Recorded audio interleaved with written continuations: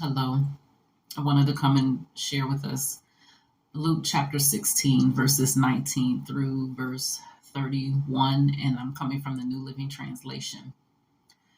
Jesus said, "There was a certain rich man who was splendidly clothed in purple and fine linen, and who lived each day in luxury.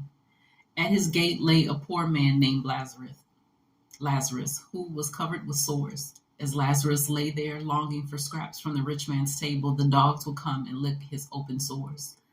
Finally, the poor man died and was carried by the angels to sit beside Abraham at the heavenly banquet. The rich man also died and was buried. And he went to the place of the dead. There, in torment, he saw Abraham in the far distance with Lazarus at his side. The rich man shouted, 'Father Abraham, have some pity. Send Lazarus over here to dip the tip of his finger in water and cool my tongue. I am in anguish in these flames.' But Abraham said to him, 'Son, remember that during your lifetime you had everything you wanted, and Lazarus had nothing. So now he is here being comforted, and you are in anguish. And besides, there is a great chasm separating us. No one can cross over to you from here, and no one can cross over to us from there.' Then the rich man said, 'Please, Father Abraham, at least send him to my father's home, for I have 5 brothers, and I want him to warn them so they don't end up in this place of torment.'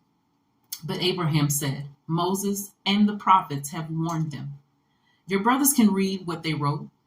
The rich man replied, 'No, Father Abraham, but if someone is sent to them from the dead, then they will repent of their sins and turn to God.' But Abraham said, 'If they won't listen to Moses and the prophets, they won't be persuaded, even if someone rises from the dead.'" Over the last few weeks, I've been feeling this urgency in the spirit, and even almost like a foreboding of death. And just like my TikTok said yesterday, say it anyway, do it anyway.